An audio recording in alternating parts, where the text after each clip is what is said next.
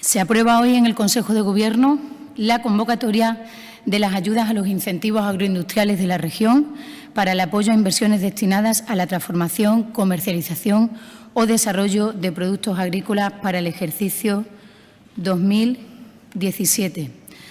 Como ustedes conocen, la industria agraria y alimentaria representa una de las principales actividades económicas de Extremadura. El papel, por tanto, que juega la industria agroalimentaria en la economía extremeña es vital, tanto por su aporte al valor añadido como por su peso en términos de generación de empleo. En nuestra región existen 1.200 empresas dedicadas a la industria agroalimentaria, lo que representa el 1,91% del total de las empresas existentes en nuestra región.